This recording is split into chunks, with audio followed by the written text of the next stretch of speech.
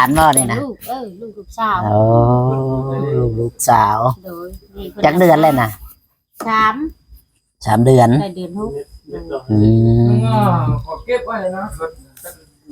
มันคือว่าเจ้าย่างไปทั้งนั้นไปไว้เขียนไว้อยู่เครื่องลืมบ่ลืมมันเก็บ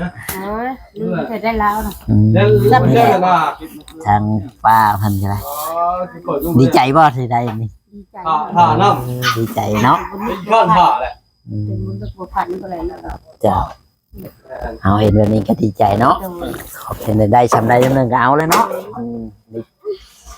พนอมให้ชำนี้ก็พอได้ชนแดดชนพลเนาะ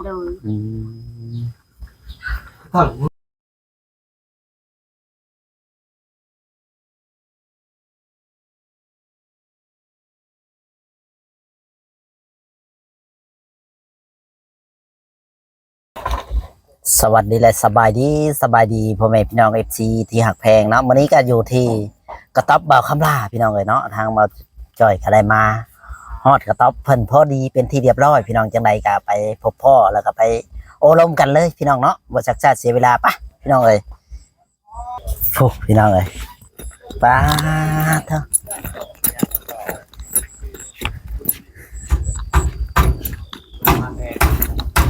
พี่น้องเอ้ย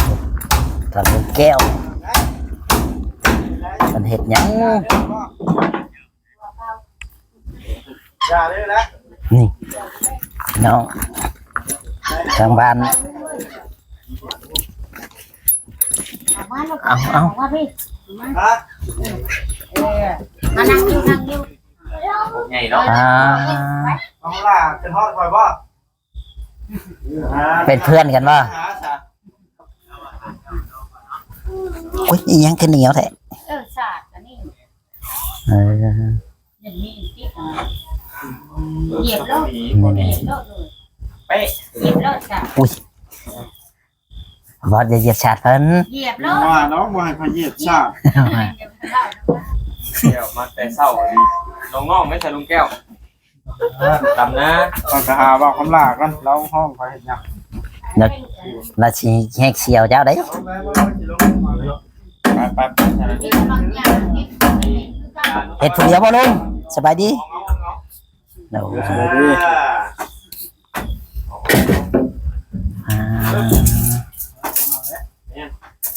สั่งมัด4 ปองมาโฮมครบ1 2 3 4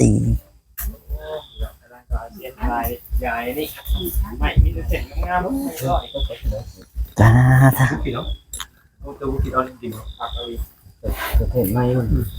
จำอ่ะเขาจะจำให้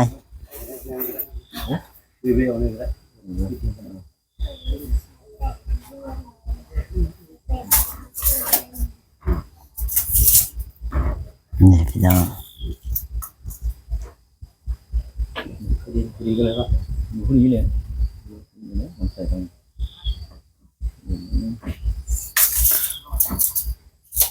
ว้ายเปิดกระถางมือนี่นะเปิดดีแล้วดูใครจะกินหรือดูบกกันเลย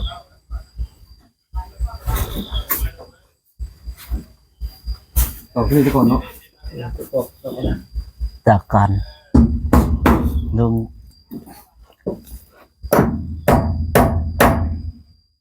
นี่พี่น้องเลยป้าพันกันสบายดีนะป้ากล้วยลูกบ่หลานไอ้ลูกหลานบ่นี่นะลูกสาวโอ้ลูกสาวจักเดือนเลยนะ3 เดือนได้เดือน6ขอเก็บไว้นะมันคือว่าเจ้าย่างไปทั้งนั้นไปไว้เขียนไว้อยู่เครื่องลืมบ่ลืมมันเก็บลืมจะได้แล้วนะรับเงินว่าทางป้าเพิ่นก็ได้ดีใจบ่ที่ได้นี่ดีใจดีใจเนาะก้อนผ่าแหละเป็นบุญตะกัวพันก็เลยแล้วจ้าเอาเห็นแบบนี้ก็ดีใจเนาะขอบคุณได้ชำได้จำนึงก็เอาเลยเนาะพนอมให้ชำนี้ก็พอได้ชนแดดชนพลเนาะฝนตกแห้งเมื่อคืนนี่นะมีหนูไม่บอกปันใดมีแต่ผ้าเหลื่อมมานะอยู่บ้านห้อยบ่ตกเลย อันนี้เสวดไปเสวดมา เออแบ มา บ เสวดจำเจ้านี่เองว่าโอ้ยมาตกจำเจ้าพอดีเพิ่นสิมายากไปยากอย่าตกแห้งท้อนว่ะตั้งขี้คร้านและย่าซะว่ะ พอดีเข้าเลยเนาะ แห้งย่าซ้ำว่าคัดสิแล้ว อืม เสวดไปเบียงให้ตกเนาะ แม่น่ะแล้ว ยาสิเลยคั ฝนตั้งบ่ว่าอยู่ไสบ่มีเลย มีก็ว่าทางพุ่น หืม มันบ่มีนั่นก็หาเมื่อยแหละบ่มี ซ้อน รบ ไว้นะ ของเพิ่น เอาตะปูขีดเอาบ่มีก็ได้ นั่นแหละ นี่แหละพี่น้องให้ทางป้าประเสริฐเพิ่น โดย จะเลี้ยงหลาน หลาน พากันนอนนี่ได้เนอนทุกคน นอน เลยย้ายกันไป ทำลา เออ ทำลากับพอเดี๋ยวนอนนี้ยันฝนแห้ง เอ แล้ว อ ก็เมียนโคมเมียนยังติงว่าลูกเอ้ยขึ้นมานอนนี่ยันลง แม่น เขา แล้ เรี วย กจังลงบักอะไรมันว่าแล้วเพิ่นลงนอนเพิ่นดอก แม่นเพื่อลมเพื่อผลเนาะ เด้อเยอะลูกหลานเยอะเยอะหลานนั่นก็ได้ อืม เยอะเยอะเยอะ คนอันนี้ก็ อันนี้ หลาน เอ ลู อก สาวนั้นได้สาม 3 คน โดยคนหนึงน่ะลูกเอ้ยนั่นบอกบ่ได้ลูกเอ้ยขึ้นไปหารับจ้าง เอ ลู อก กา ผู้ใหญ่บ่ โดย12 ปีแล้ว อืม หารับจ้างลูกกา พอได้เงินใช้เนาะตามภาษาเด็กน้อยวัยรุ่นหรือว่าแหละเริ่มใหญ่แล้วอยากได้อยากแต่งหน้าแต่งตาหยังอะไร แบบว่ามันปกติเด็กน้อยคนอื่นแล้วเขาเจ้าบ่ไปนะ อื แต่ ม หลานคอยมันชินแล้ว แม่นแล้วนะเคย เขามันบ่มีอันผู้ปกครองคือว่าเนี่ยมันบ่มีพ่อใช่ปะ อืม นี่ อืม อันนี้เป็นเอาผัวใหม่ อืมพอเพันเลิกกันก็ เลิกแล้วกับผัวใหม่ก็ได้คนนี้นี่ก็พ่อนึง อ๋อ ว่าอีก หลายคนเนาะ เดินมันชินแล้วมันไปแล้วหาลูกกาลูกหยัง แม่อะไรขนาดนั้น บ่อยู่ แม่คันมีเงินมีคำก็ต่อออกอีกเนาะเห็ดชานมันยังบ่เปื้อนมันยังบ่เปียกแบบว่าเฮือนเฮาหั่นนะ จังว่าเลยลูก คันว่ามีว่ะ ว่าคิดได้เพิ่นแหละ คิดได้หามีเพิ่นแหละเนาะ ได้เพิ่นแหละหาได้ตัวก็แห้งลงเลยตัดน้อยก็เบื่อเลย มาแล้วตัดเอาไว้เฮ็ดชานเล็กๆน้อยๆแล้วไม่สำใดสำหนึ่งเพราะบ่ให้มันอันนั้นหั่นนะ แล้วได้เงินทำบ่ได้จังไปสอบหมอน้ำเบียดให้ไปสิเฮ้ยมันได้ นี่ได้เอาเศษมันนี่นะเอามาอย่างให้มันแน่นนะ นี่ก็ไปเอาน้ำเบียด ไม่นี่บ่ โดย ไม่ลงเรือให้เขาเศษมัน โดยเป็นหมอดด้วยเลยทำไมเนาะจะเป็นหมอด แม่นไม่มันบ่นั่นเองไม่เศษมันก็บ่เป็นไรที่ว่าแฟนเจ้านี่แหละ โดย ก็ดีเดียวกับปูได้อยู่ก็โอเคได้ชำนี้ก็ได้อันนี้แปลว่าไม่เฮือนเก่าเจ้าเนาะตอน ไม่ นี้ เตียงหลังนั่น เออ โดย ไม่เตียงหลังเข้าก่อน เออคือ พ่อกับแม่นี่ก็เป็นเรื่อย นี่ไม่ยางนี่เลยเอาก็ได้เด้ผามัน นี่แล้วว่าอย่างที่มันย่างอะไรไว้ลูกหลานนี่แล้วเพื่อไม่ใหญ่รุ่นเนาะพอได้ซื้อลังเทือเขามีผู้คิดปัญญาแล้วเขาเฮ็ดเงินอยู่ว่างนี่นะบ้านน่ะมันบ่มีบ่อนปลูกแม่น่ะมันหอมบ่มีกี่ดินต่อไปเลย เลยโดย เฉพาะเฮือนเฉพาะอยู่บ้านน่ะอยู่นี่คะแนนมันกว้างมันก็ค่อยเห็นบ้านอยู่เต็มต้นหน้าไปมันสิเป็นเนาะ แม่นตนาไปอาจสิบ่แน่มีเฮือนหมดอยู่นะ นี่ มันสิบ่แน่ มาใหญ่หลายหลังเลยเด้น อืม มันแล้วเขาก็มาปลูกในนี้อีก อืม จะซื้อดินนั่นอยู่บ้านมันมีดินซื้อแล้ว แม่นอะไรมัน มันหอม หอมมันมีแต่ทงให้ทงนาเนาะ ตรงหน้าอ่องมาเดี๋ยวเนาะ แม่น ใช่ว่า แบบว่าได้มีนาน นางตายายสิกับเจ้าก็เจริญเลยบ่ กูว่าอันนั้นจะเข้าไปทีออกไปอยู่ แม่นออกมาอยู่สะดวก อืม แต่ว่าเฮายังบ่ได้ห้องน้ำเฮาก็สะดวกมันกว้างมันอยู่ที่นะ อืม มีป่ามีดงอยู่บ้านจะไปบ่ได้ได้ แม่นอะไร นอกจากดินเพิ่นห่วงห้ามพุ่นแหละ เออ เป็นป่า อยู่พุ่นหัวหามบ่ดิน ห่วงห้ามดอนหง บนไหนนะ บ่อนป่าไผ่หลายๆบ่มาวิทย์ขัวแหละ อ๋อ ดอนนั่นแหละคือเฮ็ดหยังบ่ได้ดอนหง มันเป็นภาษาอยู่ตรงนั้น ภาษาอยู่เหนือบ้านและบ้านเอ้ไปแล้วลูกเอ้ย โอ้ ไกล ขี่รถไป แต่ตัวนั้นน่ะเป็นดินสงวนเนาะ สงวนน่ะ อืม แต่ภาษานั้นอยู่เหนือบ้านรวมเดียวกับบ้านเอก อ๋อ เห็นว่าไกลเติบดูซ้ำเจ้าออกทางเขาแล้ว อืม ไกลเติบแต่เดี๋ยวนี้มันบอกว่าคือว่ามันบ่ค่อยหามเลยเนาะ อืม แต่รถ มันจะลดแก้ไปใครอยู่แล้ว แล้วก็ไปแล้วก็ยากลำบากเลยมันมีทงหน้าเขาเจ้าบ่ให้ทางได้ลงไปอีก อืมแล้วครึ่งนึง ครึ่งนึง น้ำหันน่ะบอก ได้ลงอีกมันให้หน้าเขาเจ้าดำเป็นเคยมันเลย โอ้ แต่ซั่นแหละหน้าแม่เฮ็ดพวกนั้นมันมี2บ่อน โดย เด็กน้อยผู้ใหญ่แม่น่ะอยู่บนเด็กน้อยบนนั้นหน้าแม่ตัวประเทศของเขาน่ะสาวหาให้ เออ ดีเป๊ะนี่เขาเจ้าว่าบ่ย่านบ่แม่ไปย่านแม่ไปลูกกลางคือ แต่ในมีผู้ให้ ได้ เขา มี เฮ็ด ไว้ เนาะ เฮ็ด อืม เนาะ แม่น่ะแล้ว เจ้ายังมาหลายปีแล้วแม่เฮ็ดก็ได้3ปีแล้วปีที่4ปีเจ้าว่าคำว่ามีตีนมีมือเจ้ามีเงินมีคำแหละให้เจ้าไทยเสือน้ำเขาเฮาแบบนี้ โดย อืม เขาซื้อ40,000เขาอยากให้แม่80,000แม่ก็มีไม่ได้ก็มีลูกไปเนาะ แม่น่ะแล้ว ว่าในบ่ อันนี้ เกิด ให้ จะหาเงินได้เฮ็ดเป็นเขาง่ายแล้ว เออ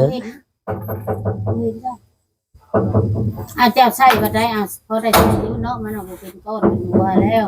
อืม ใส่เล็กน้อย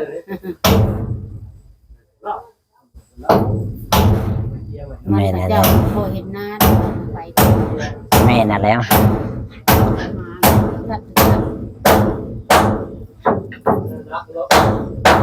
เป็นครอบครัวอันไปอันเฮ็ดสวนเรียนน่ะ เออ อ๋อผู้ใดไปเฮ็ดนั่นอยากไล่อยู่ได้ตามที่เฮา เพื่อนก่อนเฮ็ดงานเจ้าก็ไป โอ้ เรียนน่ะ งงดินบ่าวคำลานะบ่ อุ้มลูกน้อยไปยังบ่แล้วมันก็ได้ อืมแค่เขาได้ชำนาญก็ชัวาได้หลายเติบเลยได้นั่นไง เจริญเลย อืม มันสำหรับเท้าเนาะ อืม แม่เนี่ย ชำอยู่ได้ได้กันอยากอยู่ได้ ยังเหมือนมายังบ่ อื แล้ว มแล้วหาไปเรื่อยๆ บอกว่าไปหาไปเรื่อยๆแต่แม่ได้กับนี่แม่ยังจืดเลย อืม เด็กผลได้เลย อันนี้ตะกี้เป็นป่าเลยเนาะ ป้า แล้วเขา หลา ป ย ลูก ป้าแต่นี่แต่ละปลูกมันต้น โอ้ มันต้นเลยอยู่มาแล้วเขาเจ้าว่าสิมาปลูกหัวกระพุก แล้วก็ปลูก โดย เออ จากมันออกมาใช้โครงการหัวกระพุกเลยเขาเจ้ามาให้เป็นลงทะเบียน เออ ละ150,000 อีหยังกันนะ ปลูกแล้วก็ปลูก ปลูกหัวกระพุกเลย แบบ เพิ่น ได้หัวกระปุก นี่กระพุกพุก อันนั้น ได้แล้ว แล้วต้นที่ว่าเอาไปแกงกินเราไปสั่งนะนกกินนะขอจะน่าจะเป็นแบบนั้นแหละวะขอแม่นบ่ เอาเลย ดอกกินน่ะหัวกระพุก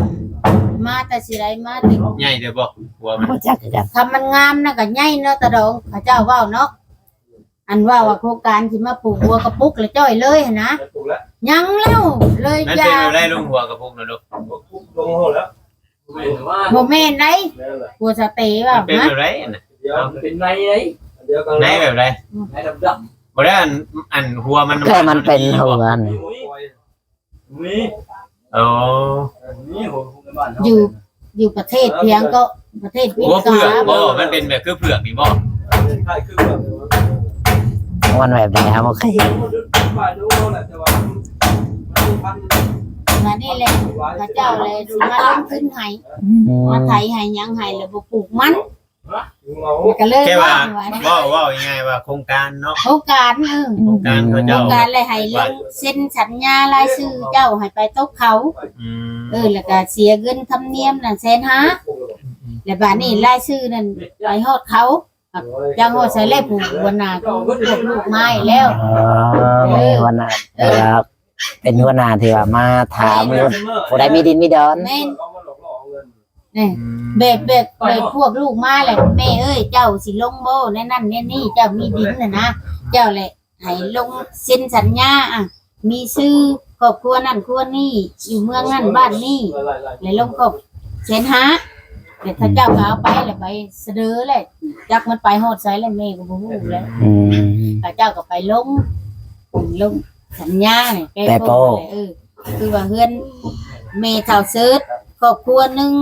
ที่มาร่วมอยากลงกับพุกหั้นนะ อืม แล้วก็พระเจ้าก็เขียนแล้วก็เอาไปแล้วว่า เขาเหลือเขา สิมาไทยให้ยังให้แล้วก็ว่างเปล่าแล้วว่า เออเข้ามาไทยแล้วบ่หรือว่ายัง ไปไทยเลยแหละลูกไปบ้าน กินจะเชี่ยวบอยเขา มาแล้วก็แล้วเลยโอ้ว่ะ ไปว่า เอาเงินสิซื้อฉัน เนาะ เนาะ บ่เลย 90,000ผู้นึงเนาะแต่ละครอบครัวบัดนี้มันหลายครอบครัวบัดนี้เนาะมีแต่ครอบครัวบัด สมมุติคนมีดินก็แล้วมันนี่คนมีดิน อืม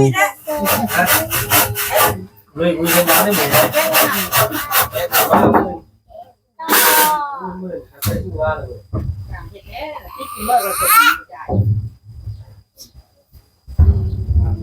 ปลูกมันต้นก็มันงามมันดินทงมันมีแต่หญ้าครับ แบบมันเป็นหญ้านั่นเนาะหญ้าอย่างเงี้ยนะ หญ้าค่า หญ้าคา ห ล่ะ ญ้าอินเดียก็เจ้าเนาะ อืม มันแบบครอบครัวบ่ได้เนาะมันได้ขึ้นมาแบบนั้นเรียกบ่ได้ เจ้างัวคนงัวไว้มันก็บ่ชนะ อืมแบบว่าก็เป็นป่าไปกันเลยเนาะแต่บ่ได้เห็นยังคือเป็นดินว่างเปล่าแต่เพราะเขายังว่ามันแบบตะกี้มันเป็นป่าแล้วเขาก็มาดุดเนาะบุกเบิกเพิ่นบุก ทางลูกเอ้ยยังไม่รู้จักเพื่อทาง โอ้ ทางแล้วเอารถไถน้อยไถปลูกมันทีแรกน่ะ อืม เลยอยู่มาคือแม่เว้าแล้วมีดึกว่ามึงสิเอารถไถมา ให้ว่าสงให้ว่าสงผู้นี้แล้วผู้แนะนำให้ปล่อยเข้ามาจะมินนะ ไม่รู้พ่อแล้วเลย ฮะพ่อเล่าเนี่ยแล้วบอก เล่าได้ให้เขามาหาคำลาด แม่เนี่ย ลืมชื่อแล้วแหละเหมือนกันชื่อเจ้านี่แหละเอาเดินมาส่งมา สังทอง ซ้ำ โอ้ ไอ้ทองเงินเนาะไอ้ทองเดี๋ยวพ่อ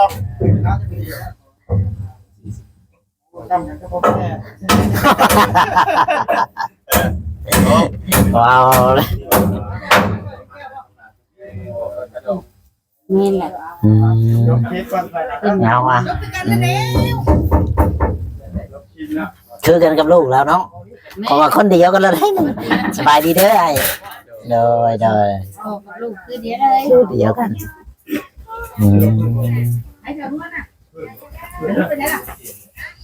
เนี่ยอาเซอร์ก็ดีใจพี่น้องไอ้พันได้ตั้งบานประตูแล้วตั้งวงกลมว่าบานประตูพิษเลยโอ้ยตายเนาะ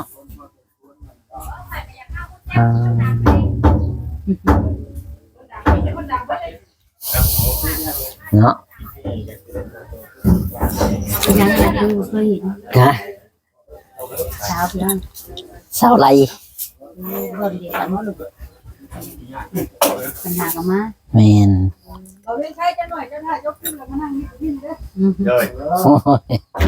โอเคพี่น้องที่เจ้าคลิปสบายดีเด้อแม่ตู้โดย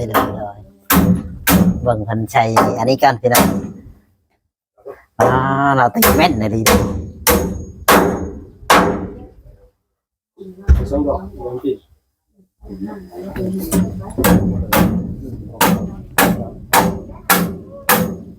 มีน้ำที่ผมเจ้าหน้าที่เจ้าได้หมาน้ำเนาะ เจ้าเป็นน้ำร้อนว่า มัน เดี๋ยวไปเองไปเพียงพอ บ่ได้ปานน้ำไว้ติ นอนบ้านเยอะ เออ เจ้าหน้าเป็นได้หลังก่อน แม่ น้ำแล้ว จะให้ได้ที่ น้ำลูกกลางมาส่งให้ดำโลกเปิดซักลงคือกันเลยปืนลงมาซักลงคนนี้ขาดหน้าคอยเป็นหน้านั่นเลยหน้าดินนี่เหวน่ะรถบึ๊บลงไปแล้วรถมันข้าวหรือเปล่าเนี่ย ขึ้นมาได้เลย มันห้องมันได้อุ้มแล้วมันห้องบุไปนี่นะ กินไปดินหนักเนาะ รถห้องบุไปแล้วมันติดตุ้มเนี่ย จับโกนผู้ได้น้ำตีนมันเนาะ ยังจะลงบอกแล้ว ดำได้2ให้ยังบ่จบ เออ ยังเบิดเลย ก็ไม้ก็สบาย ไปคอยเบิ่งนี่โอ้จะคือดำนี่แหละหยามไป เนาะแม่นแหละ อืม เนาะไทยบ่ปีเนาะ โอเคจบคลิปไปก่อนพี่น้องเลย ตัวกับหน้าหมูได้จะคือบ่หยามคือหน้าเฮาอ่ะนะ สวัสดีและสบายดีเนาะเราคลิปก่อนพี่น้องเลยเนาะ ตัดบ่นี่ตัดบ่